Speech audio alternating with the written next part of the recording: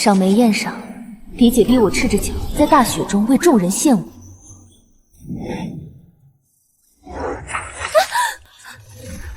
姐姐这是何意？妹妹，这雪地太凉，姐姐替你暖了。接着跳，在青楼学的那些本事，不就是在这时候用的吗？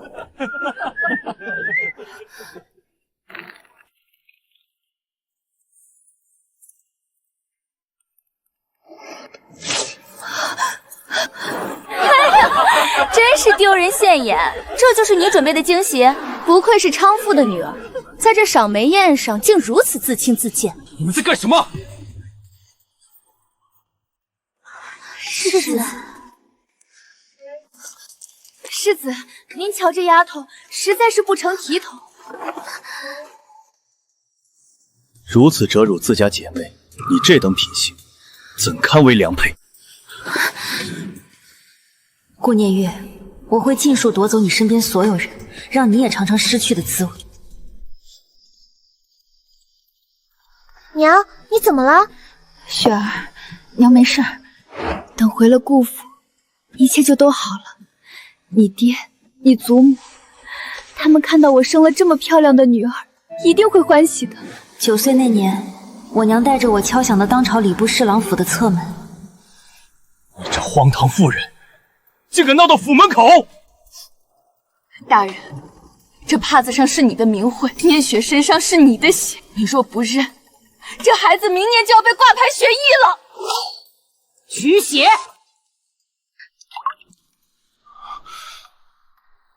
入族谱。顾太太名门闺秀出身，阿娘以为入府是享福，却不知这是人间地狱。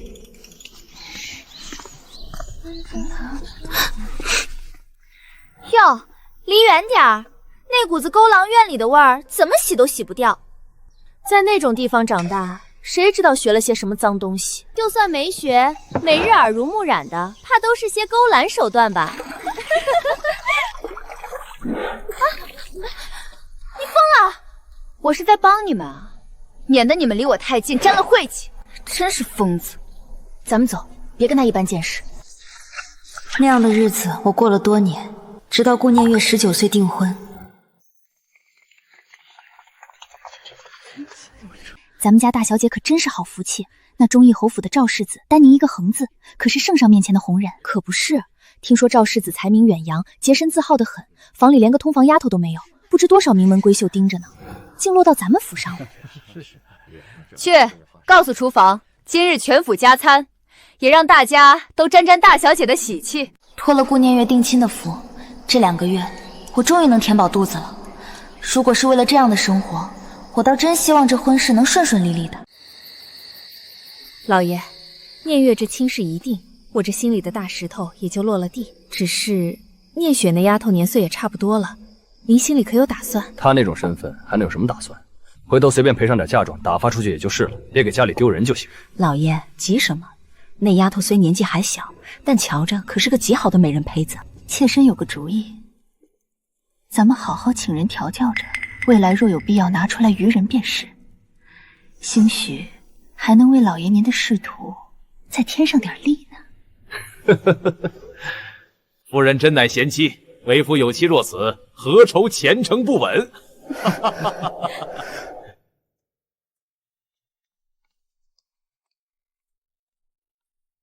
念雪啊，大人，这位是教坊司的师傅，这是你母亲特意为你求的恩典，为了你自己的前程，你可得好好学啊。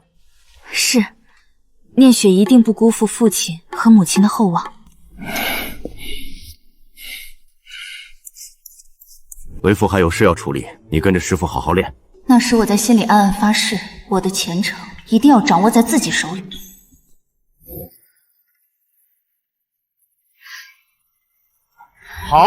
好一个摇曳生姿！大人，不过3年，念雪小姐这舞技曲艺以至化境，实在是令人汗颜。在下没什么能再教她的。本官也是当朝状元郎，算是阅尽风流。可如今瞧着念雪这舞，竟觉得礼部尚书家豢养的那些歌舞姬也不过是庸脂俗粉，全都不如你。父亲谬赞，都是父亲教导有方。这雨早不下晚不下，偏偏赶在世子您来拜访夫子的时候下。谁在那儿鬼鬼祟祟的？世子像是个躲雨的侍女。我不是侍女，我是这家主人的二女儿。我不是故意躲在这里的，只是不小心弄湿了鞋袜。顾大人家中竟然还有个如此绝色的女儿，难怪藏得这么好。慎言，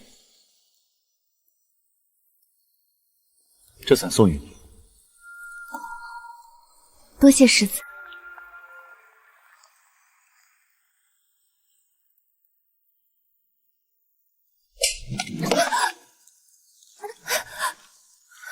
你竟敢私藏世子的伞，敢勾当我们小姐的夫婿！我没有，我真的没有。那日世子把我当成了府里的丫鬟，见我可怜才赏的。我这种身份哪敢和嫡姐较量呢？还敢狡辩！好了，宝红，住手吧，可别把这张脸打坏了。父亲母亲留着它还有大用处呢。真是越来越漂亮了，不愧是华魁的女儿，骨子里都透着股狐媚气儿。你也大了，当姐姐的也该带你见见世面。3日后的赏梅宴，你也跟着一起来吧。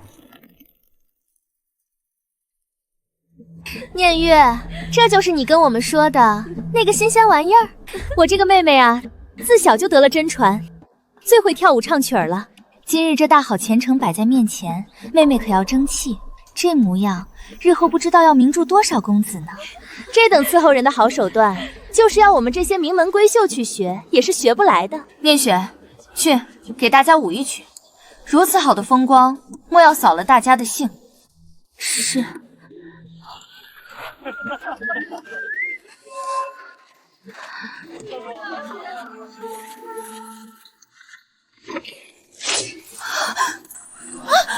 哟，这节目精彩啊！真是开了眼了，这舞跳的可真透彻。继续啊，别停啊，接着舞啊，接着舞！够了！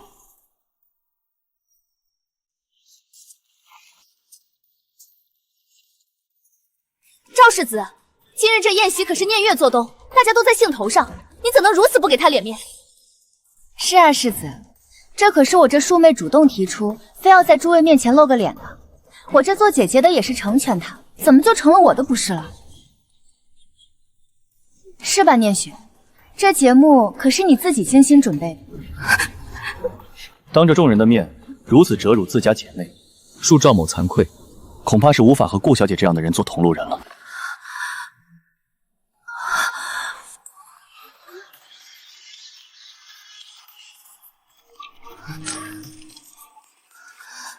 多谢赵世子为我解围。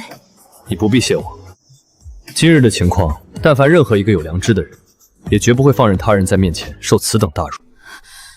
世子，您是个好人，我本不该，但我真的走投无路了，求求您救救我！今日您当众驳了嫡姐的脸面，将我带出来，以她的性子，回去后定不会放过我，说不定她会直接打杀了我报仇。我虽是条贱命，但我还不想死，求世子大发慈悲救救我，带我走吧。纵使是去侯府为您为奴为民，念雪也心甘情愿。无论如何，你也是顾大人的亲女，身为父亲，他绝不会放任一个女儿如此折辱另一个女儿。亲女，在他眼里，我不过是一件还没卖出高价的货物。他确实不会让我死，但他更不会为了我去责难顾念月。世子，这……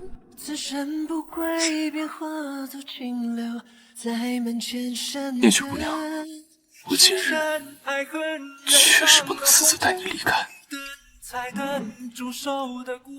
但你若是相信我，且等一等，我赵恒定会光明正大带你出这侍郎府。赵恒，人人称你雅正端方，不知这次你能不能救苦救难，做我顾念雪一个人的菩萨。你这个下人，竟敢勾引恒哥！我今天就把你这张脸撕烂，看你还拿什么狐媚惑人！够了！还嫌今天丢人丢的不够吗？若不是你今天在大庭广众下非要给他露脸的机会，哪会有现在这一出？你动动脑子啊！今天那么多双眼睛看着，顾念雪要是现在出事，你这残害庶妹的名头就背时了。娘，可他……闭嘴！名声一旦毁了，别说侯府，怕是寻常贩夫走读家你都进不了门。侯府已经来人了，现在把你那副仪态给我收好了，同我去你父亲那儿。念雪也来。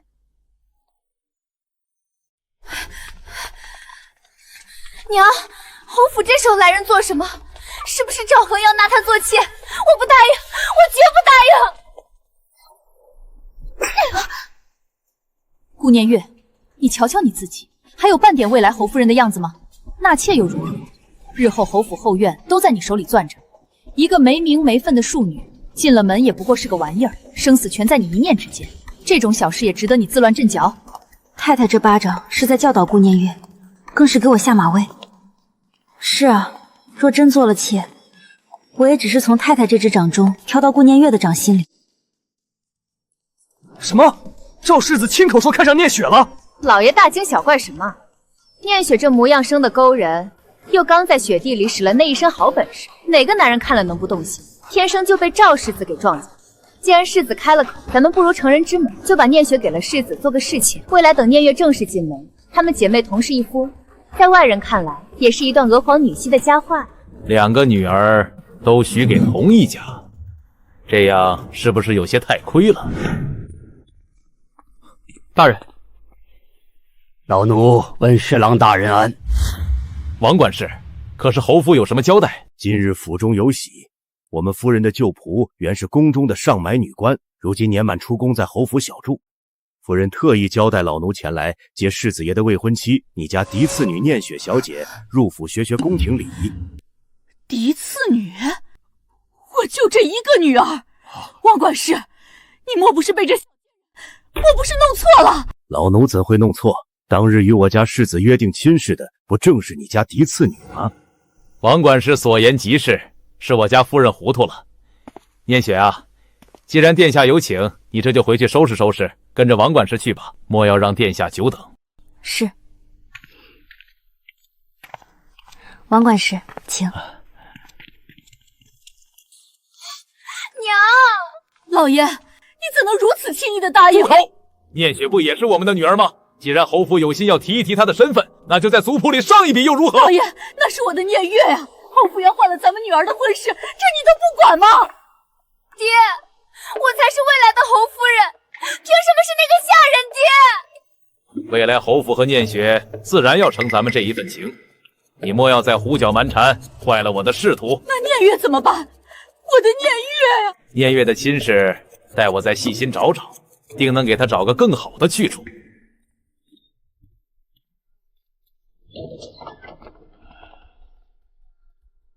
房间凌乱了些，劳累老伯等我了。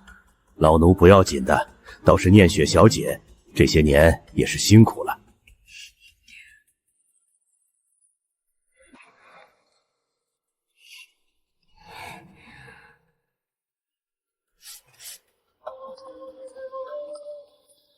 走吧。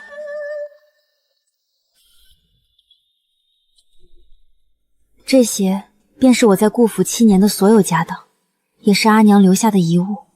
据说这只银簪是那人出使阿娘时亲手赠予的定情之物。阿娘，我绝不会重蹈覆辙。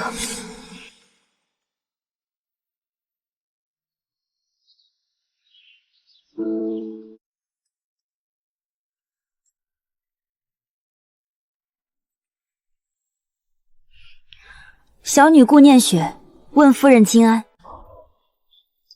这就是当今天子的亲姐姐，与侯爷携手21载，情深意笃，难怪眼里容不得半点沙子。比起顾念月那种泼妇手段，这种体面人的为难，简直像小儿玩闹一般。侯府是我能抓到的最好的前程。母亲，这就有点过了吧？母亲，你就别为难顾小姐了。瞧瞧，我这儿子新妇还没进门呢，眼里就没我这个老母亲。没事吧？哎呀，我竟忘了说免礼。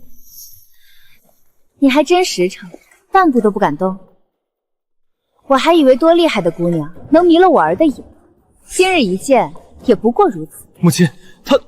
侯夫人，世子宅心仁厚，不忍见小女受难，能得世子相助，脱离苦海，已是小女三生有幸的福分。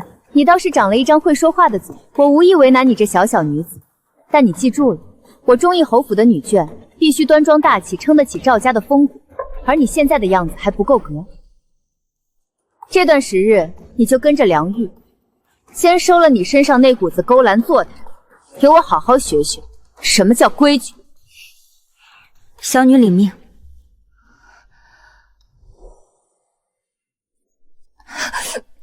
这梁姑姑当真是铁面，听说她以前是长公主的贴身婢女，后来在宫里做了10几年的女官，连姓都是自己改的，就叫梁玉。看她笑眯眯的，下手可真狠啊！世子来了，那老奴便先去歇会儿，只是这碗可不能落。世子，念雪，母亲也是希望你未来能撑得住世子妃的体统，所以才让梁姑姑严厉了些，你莫要误会了她。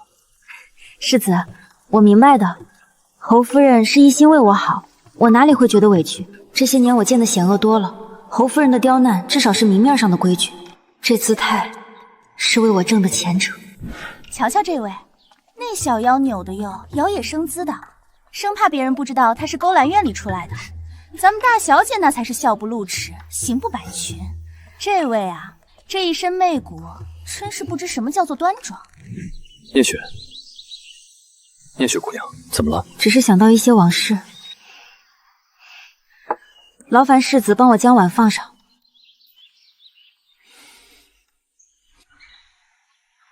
听说了吗？今儿个去司空府，夫人要带上那位顾家二小姐。你是说那位？夫人平日最重规矩，这位毕竟是……小声点儿。夫人虽是当今天子的同胞姐姐，贵为长公主，可她最不喜欢咱们提公主二字，只许叫侯夫人。她决定的事，谁敢说个不字？带个庶女出入朝臣宴席，这可是破天荒头一招。夫人，念雪怕自己笨拙，给侯府丢了脸面。你是要做世子妃的人，从你踏出侯府大门那一刻起，你的一言一行代表的就是我忠义侯府。念雪明白。既然明白，那便把脊梁挺直了，怎能因这种场面就轻易露怯？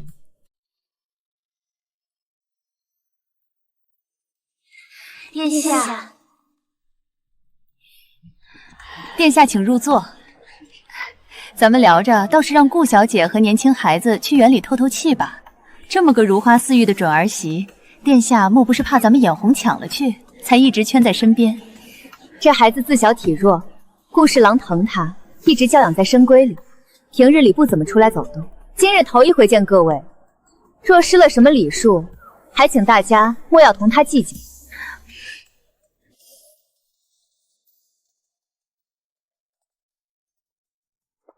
哟，有些人如今真是不一样了，攀了高枝，这眼睛啊，怕是都快长到后脑勺上去了吧？淑云，这就是你之前同本宫提到的那个抢了自家长姐夫婿的庶女。殿下英明，正是她。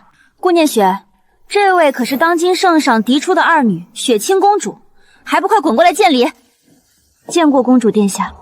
本宫平生最厌恶的就是这种尊卑不分的人。本宫不知道你用了什么下作手段，竟能得了表兄和姑姑的青睐。可既然他们抬举你，本宫自然也是要给他们几分面子的。跪下来，对本公主行3叩9拜大礼。你若做到了，本宫今日就不同你计较了。怎么，本宫的话你没听见？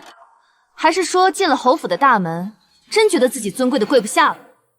殿下，瞧她这副狐媚样子，怕是还在等赵世子来救命呢。顾念雪，这可是公主，你真想让顾家满门抄斩吗？若是从前，为了活命，我自然会毫不犹豫地跪下去。公主殿下，现如今我是赵世子定下的未婚妻，是侯夫人亲自教导的侯府女眷，这样实有不妥。你敢抗旨？哟，我的好堂妹，王爷，今儿个挺热闹啊。李敏贤，你怎么在这儿？好漂亮的小娘子啊！这京城里什么时候出了这么个角色？本公子竟然不知道。本公子自认为阅美无数，今日一见小娘子，倒显得这京城里其他的女子全都成了庸脂俗粉。原以为梁姑姑说此人风流无度已是重话，如今看来，这话还是说的太委婉了。堂兄，你可别被这副皮囊骗了。她不过是礼部侍郎顾家的一个庶女。好，四品侍郎，区区庶女。美人儿，不如跟我走，本小爷保证定会好好待你的。小王爷请自重，小女已与忠义侯府有了婚约，便是世子定下的正妻。忠义侯府？就凭你这等身份，若本小爷今日强求了你，表兄难道会为了你一个便宜东西，和我镇南王府决裂不成？放肆！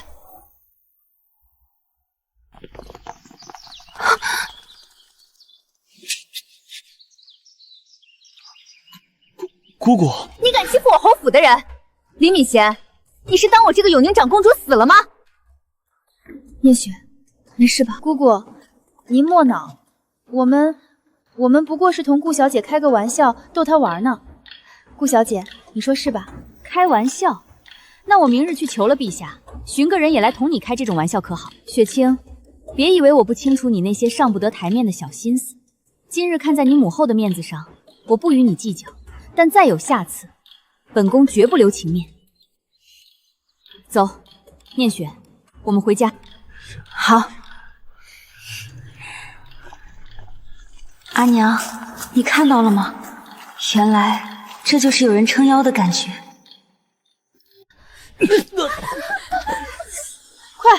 快去拿些冰封的帕子来，堂兄这里。堂兄，姑姑也真是的，下手竟然这么重。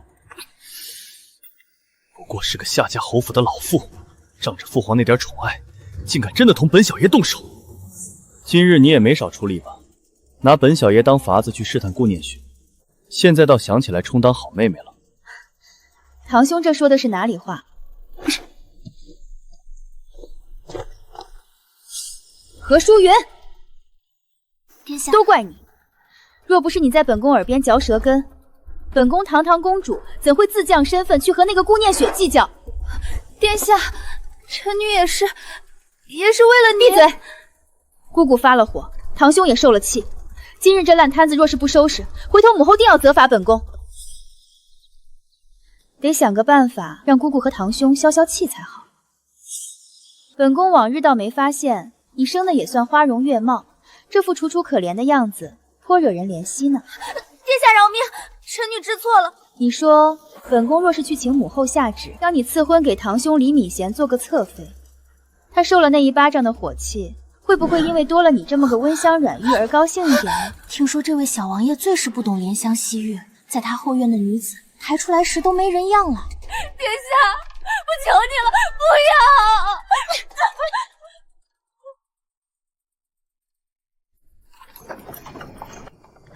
你也是，平日里教你的规矩都喂了狗了，在那受着气不吭声，真是太过软弱。念雪怕给侯府添麻烦。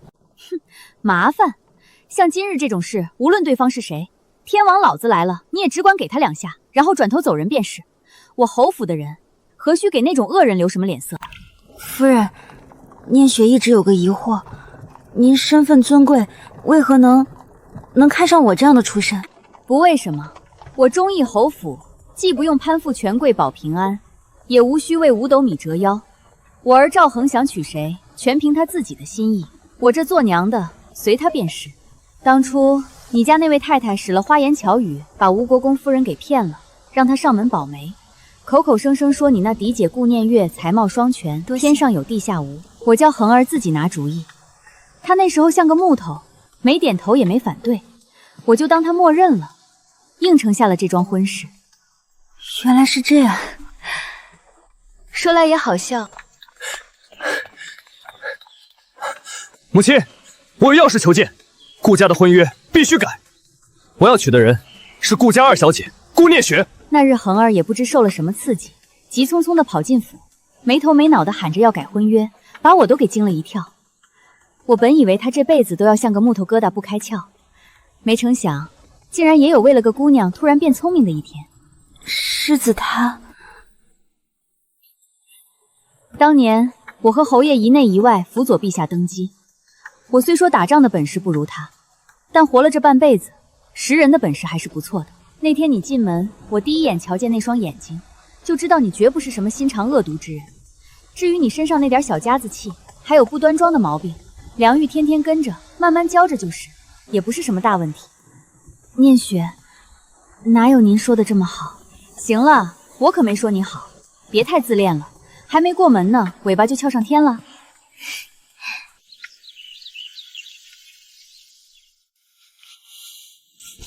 顾大人，这些定礼请过目，婚期便定在来年的5月初5。赵世子客气了，世子爷亲自登门，下官这侍郎府当真是蓬荜生辉。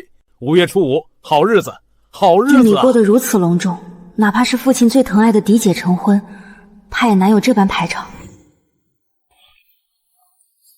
叶雪，我先去商定婚事事宜，你先逛逛，等结束我便来寻你。好，你去忙，我随意走走便是，不必挂念。父亲，您这是干什么？念雪啊，先别急着回侯府。为夫问你，这段日子，长公主和世子对你都还满意吗？回父亲的话，世子对念雪极好，他已把念雪当作自己人。平日里书房回话或是掌柜办照，也都是不避着女儿的。好，好啊！看来为夫这些年的教导果然没有白费啊，没枉费我费心为你请师傅教你规矩。念雪，你日后成了侯夫人，可莫要忘了顾家对你的生养之恩。若没这侍郎府的门楣，你也落不到这等好去处。女儿明白，女儿无论何时都不会忘记自己姓什么。顾家若有任何好消息，女儿定不会漏了父亲您的。父亲，前几日女儿在世子书房听他同外面的掌柜说话。说什么？提到侯府最近结识了一个船商，那船是走海外的，采购的尽是些不列颠的西洋稀罕货，只要一回京，转手便是几10倍的利钱。女儿看您同母亲平日里常为了府中那些金银俗事烦恼，私心里想为父亲分忧，便自作主张，私下联系上了那位船商。他答应了？那人倒也识趣，大约是看在女儿这个未来世子妃的面子上，愿意给女儿留个入股的名额。念雪，你说的那个船商当真能让咱们入一股？西洋货一回京，当真能翻几10倍？父亲宽心，世子与他交情匪浅，若非女儿在他面前得了几分体面，这样稳赚不赔的财路，寻常人是断断摸不到边的。可咱们这私下里掺和进去，算不算分了侯府的财路？世子若是知晓了，会不会心生不悦？侯府金贵，哪里会把这点散碎小财放在眼里？这在世子眼中不过是洒漏出来的水，可落在咱们顾家，那便是一场救命的甘霖啊！只是家里现在能动的全部积蓄了。叶璇，这件务必办妥，莫要让侯府那边看出端倪。父亲放心，女儿定不辱命。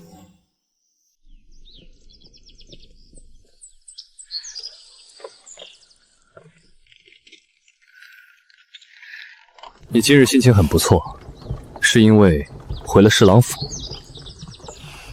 侍郎府让我想到了以前的日子，和在侯府的这段时日相比，更让我觉得回侯府是一件很值得高兴的事情。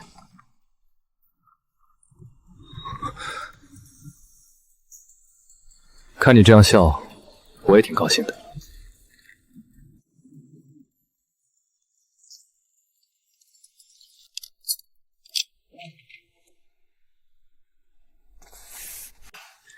念雪，我的私库从此便托付给你打理了。你既是我未来的妻，便是不分彼此。赵恒，你如此光风玉月，视我为至宝，可我却要借用你的信任去做这些阴损的事。把这个包裹秘密送去侍郎府，亲手交给父亲，就说是第一批传货的回报。是，小人这就去办。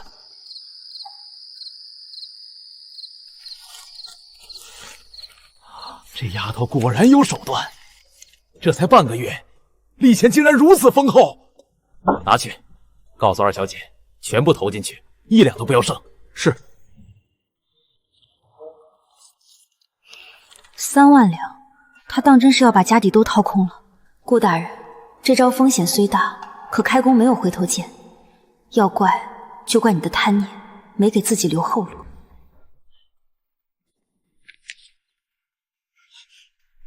5万两，这才1个月，竟然翻了这么多！父亲，这还只是小头。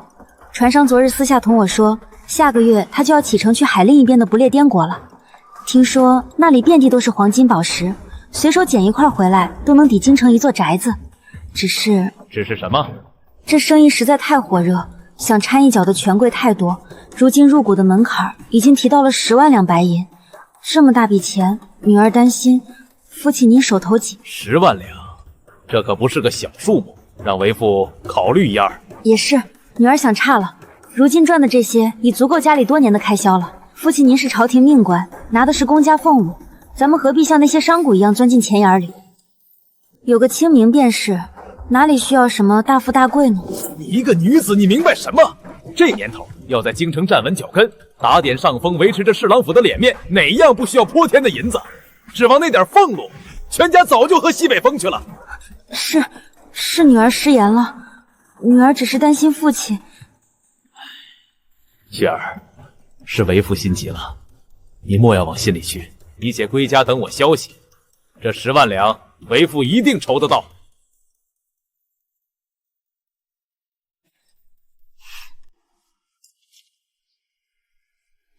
二小姐，这是老爷让小人送来的，整整20万两。老爷说，这可是咱们侍郎府压箱底的全部积蓄了，务必请二小姐尽心。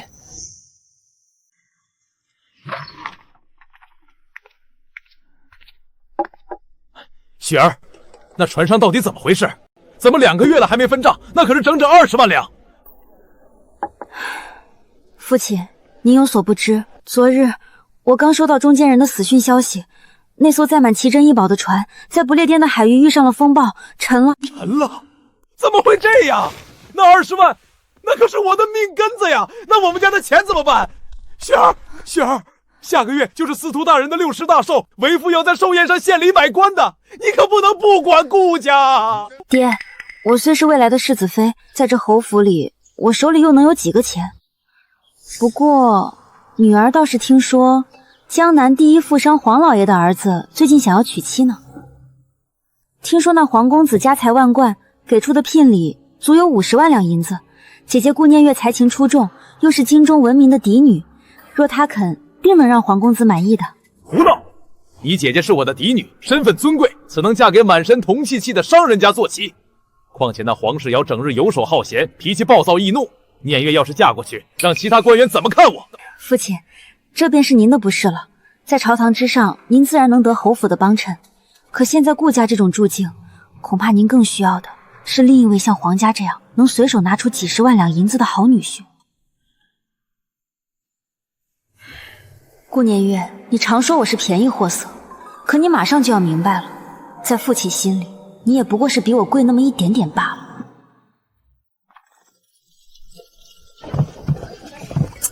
瞧瞧这排场，江南皇家当真是财大气粗，这聘礼怕是能绕咱们京城半圈。那是自然，那黄公子性格暴逆，阴晴不定，又是个游手好闲之徒，如今还能娶到咱们4品侍郎府的嫡长女，不搞得天下皆知，不然他怎么显摆自己那点臭钱？哎呦，难怪婚期定得这么急，1个月就要过门。黄老爷那是怕煮熟的鸭子飞了，顾大人现在急需银子周转，恨不得今天就把大小姐打包送去江南呢。劳烦王管事去前厅带我们贺喜，我去后边更衣，去就回。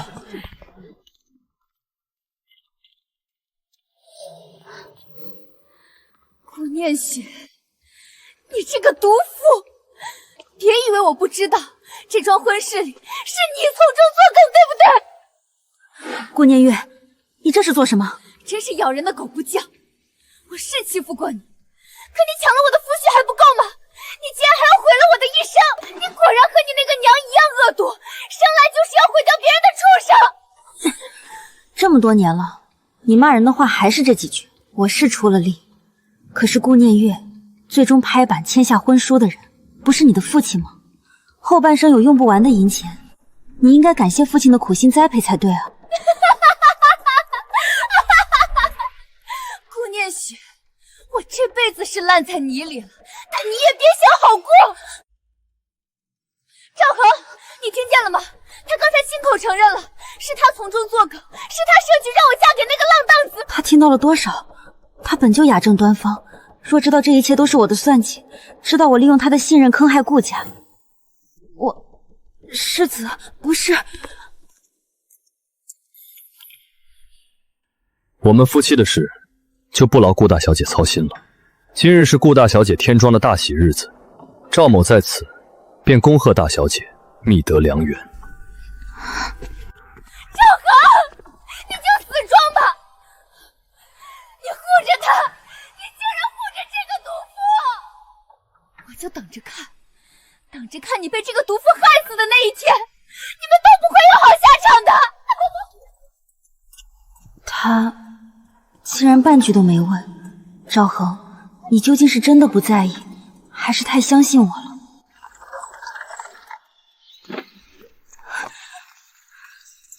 你一直以为我是娇弱可怜的小姑娘，现在你发现了我狠毒有心计。若是你后悔了，我同意取消婚约，只是我不能回侍郎府，你帮我假死出京便是。我有钱财傍身，日后做点小买卖，绝对不会再与侯府产生半点关联。顾念雪，为什么要自作主张做这些事？你知不知道皇家和镇南王府关系密切，日后若有变动，侯府的陛下信众不会有影响，但你就要沦落为罪臣之女。罪臣之女又怎样？我巴不得顾家人全都死绝了。当年我娘听信了父亲的海誓山盟，再不肯接客，还用全部积蓄换了能让我出生的机会。可我爹再没来过，甚至连送信的人都被赶了出来，我娘只能又挂起了牌子倚楼卖笑，被所有人当作一场笑话。9岁，我们进了府，以为终于能过上平静的生活。那么大的侍郎府，我和我娘只需要一个小角落就够了，从来没有想要与太太嫡姐相争的念头。可他们就是容不下她，入府不到1个月就把她毒死了。那天的糕点很精致，我从来都没见过，我好疑惑。以前娘有好东西都是给我吃的，但那天她却狼吞虎咽，一点都没给我剩。后来她告诉我，她吃得太饱了，好困，要睡一觉。然后她就再没醒过来，我过了好久才反应过来，我再也没娘了。还有你，如果我不帮自己筹谋前程，我的下场一定会比今日的顾念月还要惨数倍。我知道了，我还什么都没说呢。你别哭啊，我不是怪你设计他们，冤有头债有主，你想为你娘报仇，这没什么过分的。我只是觉得，为什么你什么都不肯跟我说呢？在你的前程里，难道从来没有过我的位置？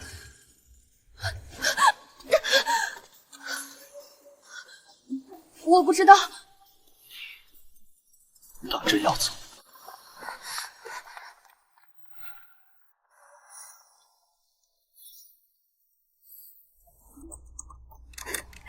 怎么，这些账簿跟你有仇？还是你跟恒儿吵架了？没有的事。没有就是有，你这算盘打得杀气腾腾的，一看就不对劲儿。不过年轻人嘛，越吵感情越好。像我和你父亲年轻时候，那是3天一小煮，5天一大吵，谁也不让谁。常听府里人说，夫人与侯爷感情深厚，是京城的模范。可侯爷常年在外驻扎，我进府这么久，还从未见过。夫人，侯爷到底是个怎么样的人啊？您当年又是怎么看上他的？他啊，你突然让我说，我也形容不上来。他长得其实不算英俊，常年在军营里晒得黑黢黢的，人也木讷，从来不会说什么讨女孩子欢心的甜言蜜语，就是个大老粗。但是他人老实，对我极好，大概也就是因为这份实诚才看上的吧。笑什么？没大没小的。念雪是觉得夫人和侯爷的情分才是这世上最令人羡慕的。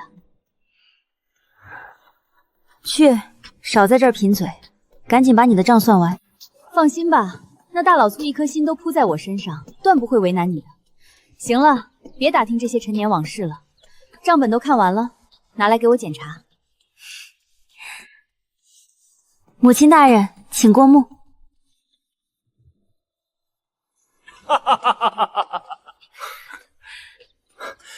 念雪，快来，父亲回来了。嚯，这就是你找的媳妇儿，果然是倾国倾城。看来你娘信里可一点没夸张，这等模样，咱们赵家倒是捡着宝了。念雪见过侯爷。别理，头回见面得给见面礼，不能让儿媳妇觉得老子小气。这2万两拿着买些首饰，还有这玉佩，这是调动侯府私兵的信物，老子给儿媳妇的见面礼，收好了。这太贵重了，都是自家人，不必客气。父亲，这刚回来眼里就只有儿媳妇，给了她不给儿子点礼物？去，你一个大老爷们要什么礼物？老子这次可是回来看你娘的，只是顺便参加你小子的婚姻，一边去吧。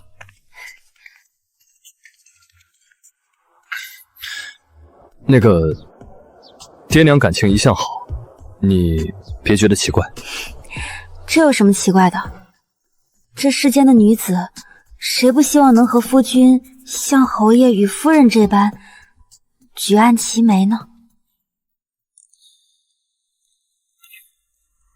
这一刻，我竟觉得这世间的权谋算计都远了，只想这时间能停在这里。念雪小姐，念雪小姐，下面庄子的刘庄头这会儿刚好到了，送来了不少今晨刚采摘的鲜货。夫人说，请小姐过去瞧一瞧，喝水。好，我这就去。世子，那我先走了。哦，好，你去忙吧，记得不要太忙了。我的意思是，别太辛苦。我知道的，梁姑姑这一年待我极好，她没有子嗣，是真把我当自家孩子疼。她不想让我在成亲前和世子有过分亲举，也是为了护着我的名声。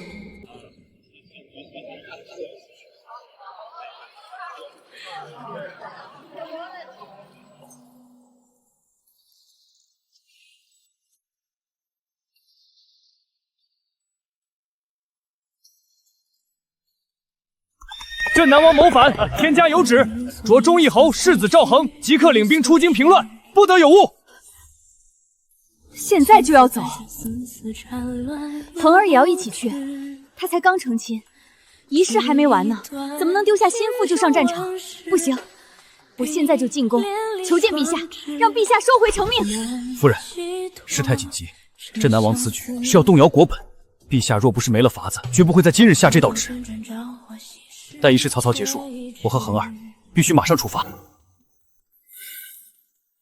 不必等了。未拜过天地，便不算成亲。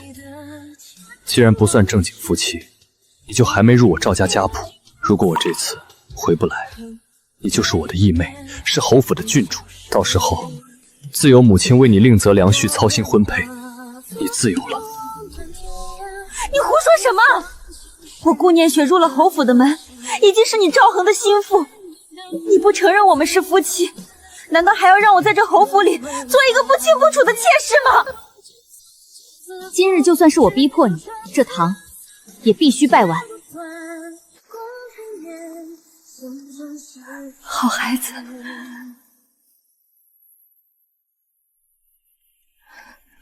一拜天地，二拜高堂，夫妻对拜礼成。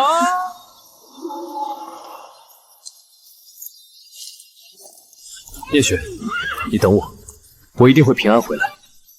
好。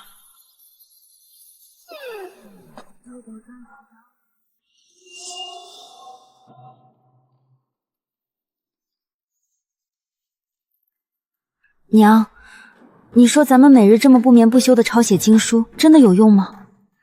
你这说的什么话？只要我们心诚，上天自然会保佑侯爷和恒儿平安归来。可是娘，你这抄的不是《般若波罗蜜多心经》，而是《灵严经》啊。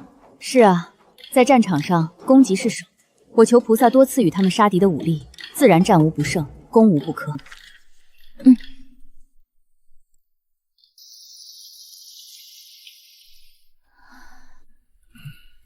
太医，夫人这几日食欲不振，闻见荤硝便作呕。可是这些日子忧思过虑，伤了脾胃。恭喜长公主殿下，殿下这是喜脉呀，已满3月余了。什么喜脉？我这把年纪了，哎呀！娘，这是天大的喜事。侯爷若是在前线知道，怕是连马都要骑不稳了。去，你这孩子也来取笑我。听说了吗？中立侯府那位长公主竟然又遇了喜。可不是吗？老蚌生珠，这可是大吉兆啊！看来前线离大胜不远了。免礼。阿姐人呢？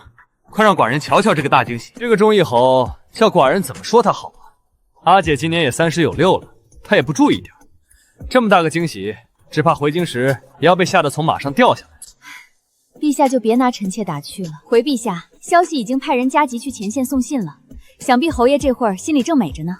陛下，臣妾听说三弟竟与南方的大力国勾结，双方一同出兵，此战是否会十分艰难？阿姐不用担心，三弟贼子野心，大力国不过是乌合之众。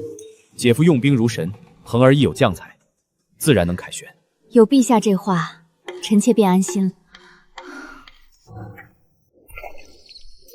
转公主殿下，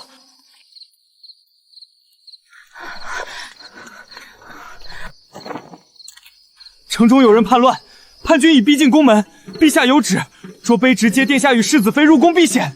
入宫避险？此时宫门应当紧闭，陛下怎会如此突然？生事，陛下现在处境可安全？殿下，没时间耽搁了，还是快些上车吧。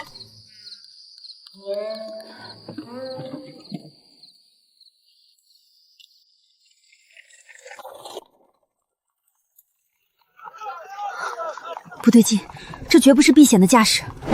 宫里到底出了什么事？你到底要带我们去哪儿？世子妃急什么？陛下把自己和传国玉玺锁在乾元殿里，那里面都是暗器，皇后娘娘的人进不去，自然请殿下和世子妃来探探路了。皇后娘娘起兵造反的，竟是皇后！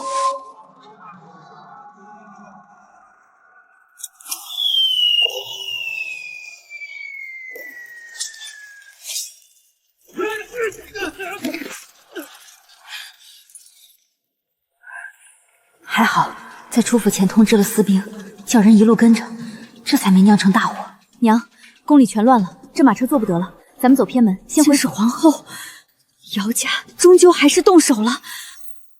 娘，您说什么？姚家？当年陛下初登基，皇后的父亲权力极深，就连他和皇后的亲生子，当年我们真是怕极了。那孩子只要平安生下来，姚家一定会神不知鬼不觉的叫陛下驾崩，扶持幼帝的。这么多年过去，皇后也生下了雪清，我原以为她放下，不行，我不能回府，我要去救我的阿弟。娘，你没事吧？别管那么多了，咱们回侯府。我没事，送我去乾元殿。若陛下出了事，新君第一个要清算的就是我们赵家。张三、李四，过来。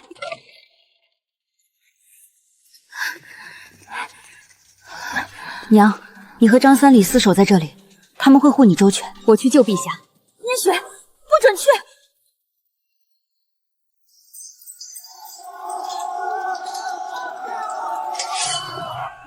少夫人，前面太乱了，叛军杀红了眼，咱们不能再往前了。不能退！赵大，你听着，宫中羽林卫总有7000，陛下身边更有护龙卫。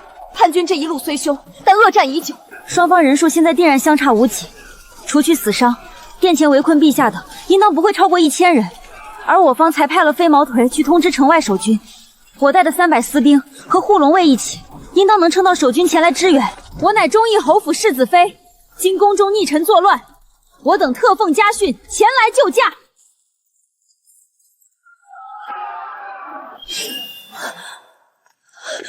护住少夫人！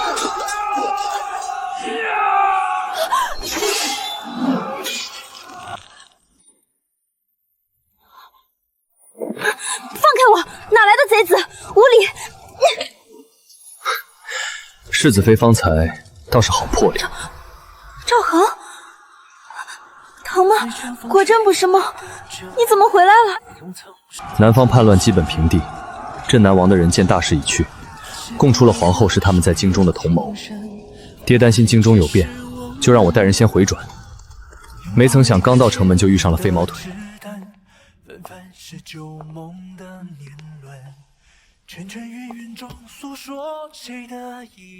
还是陛下这里热闹，不像臣妾的坤宁宫，终日冷清的像座坟墓，连个能说真心话的人也没有。这就是你要杀寡人的原因。为了这坤宁宫的冷清，你就要拉着所有人陪葬。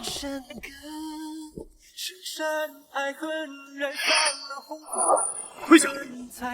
原来你也老了，臣妾还以为老的只有我一个人。你身边娇妾幼子无数，自然是意气风发的，又怎么会愿意看臣妾这长满了皱纹的脸？我20岁，寡人可曾博待于你要的尊荣权利？寡人哪样没有给你？你也从未放过我！我的父兄，我的母族，还有我与你的孩子，你活生生的从我身边把他们带走了。那是你的母族要杀寡人，他们要杀我，要杀皇姐，先下手为强，寡人又有什么错？是没错，陛下为了活命可以先下手，那臣妾为了仇恨和血亲而还手，又有何问题？还有我的血亲，你有那么多子嗣，他们个个对龙姨虎视眈眈，等他们上位，又有谁能容下我们娘儿俩？与其坐以待毙，不如与镇南王府做个交易。若事成了，他们怎么也不会吝啬给雪清一个长公主的封号。这事皆由我一人筹谋，与旁人无关。雪清对你这个父王仍满怀如沐之情，还请你不要失罪于他。不要！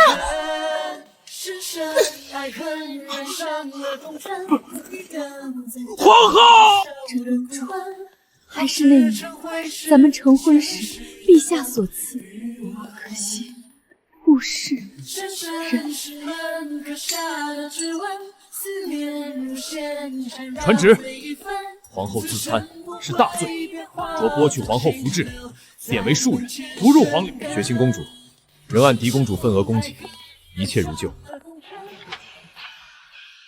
别提了，镇南王全家被赐死。那负伤皇家才惨呐，为镇南王府提供军饷，主犯被株连，族人及家眷皆流放3000里。听说走到半路就得没一半。最可笑的是那个礼部顾侍郎，他那个大女儿顾念月，成天跟镇南王的小妾何淑云搅和在一起。这下好了，直接被定了个过从甚密，官丢了，家产全抄了。这顾家二小姐现在可是侯府世子妃，听说亲爹在门口跪着求她，她竟然……雪儿，我是你爹呀，你不能见死不救，去求求世子，求求侯爷，顾家几十口人的命都在你手里呀！雪儿，好女儿，以前是为父糊涂，为父没能护好你娘，只要你这次帮顾家渡过难关，以后顾家全听你的。顾大人，请自重，国有国法，家有家规。你身为朝廷重臣，却因一己贪念与乱臣贼子过从甚近，坏了社稷纲纪。我要是护你，便是对大庸不忠，对战死沙场的将士不义。从今日起，我顾念雪与你顾家断绝关系，生死祸福各安天命。清墨，把他给我插出去，莫要脏了侯府的地界。是，少夫人。这也太狠了，那好歹是亲爹啊，说断就断了，谁说不是呢？要我说，那顾二小姐真是毒蛇心肠，亲爹在门口磕得头破流裂，她愣是能让人乱棍打出来，简直是错！诸位，大错特错！圣旨是颁给忠义侯府世子妃的圣旨。陛下竟然亲自下旨夸赞了，这原来不是无情，是深明大义呀！各位，今日不讲前尘，咱们来讲讲这新鲜出炉的《忠义勇烈奇女传》。只见那顾家女面对千军万马毫无惧色，娇喝一声，贼手顿时抱头鼠窜。赵恒，你要是闲得慌，去校场练兵好吗？还有这儿，女郎英气逼人，手中长剑挽出一道剑花，随手一掷，正中贼人后心，顷刻毙命。快别念了，这写的都是什么乱七八糟的？我当时在宫里明明被吓得手都抖了，在大殿后抱头鼠窜，怎么到了这书里，我倒成了万夫莫敌的江湖高手了？我明明只是个弱女子。世子妃英勇无双，救驾平乱，哪里配不上奇女子这个称号？第一眼看见你的时候，是觉得你可怜，但我从来没把你当无害的弱女子，是你眼里的倔强和不屈吸引了我。我出手帮你，只是因为我心里的声音在催促我去到你的身边。今天太医来府上，娘那边没什么问题吧？好得很，再过3个月，你我都要添个小弟或者小妹了。叶雪，娘她还没睡下吗？才刚合眼，就又惊醒了。那日宫变虽说是有惊无险，可娘心里始终过不去皇后的那道坎儿。她那性子，我这做儿子的劝不动。这段日子，怕是要辛苦你多费心了。你还不放心我吗？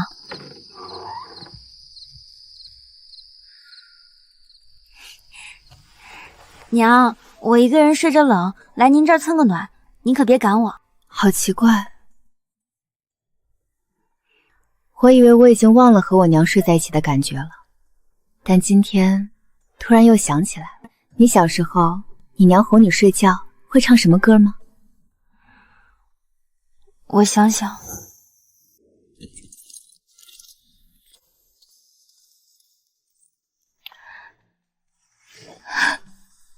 南边的残兵败将终于清干净了。是啊，一切都结束了。这便要走了，我这儿才刚热闹几天。侯爷回来了，娘这儿自然有人陪，我也该回西院了。快回去吧，恒儿那小子怕是盼这一天盼得眼珠子都要绿了。你再不回去，他怕是都要对我这个做娘的心生不满了，觉得我成天霸占着他的世子妃。娘，您就知道取笑我。拜堂那天他就领命出征，从他回来到现在，我为了陪着受惊的娘，一直住在主院。算起来，我与他竟还未有过真正的合卺之夜。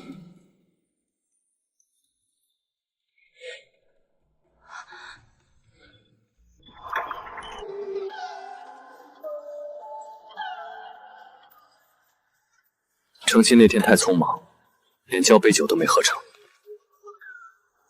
聂雪，今日我都给你补上，嫖人有的，聂雪以后都不会差。怎么弄得这么夸张？这一对蜡烛，怕是3天3夜都燃不完，多浪费！世子妃这般顾左右而言他，莫不是怕了吧？我怕什么？你别忘了，我可是京城传遍了的忠义勇烈奇女子。好一个奇女子！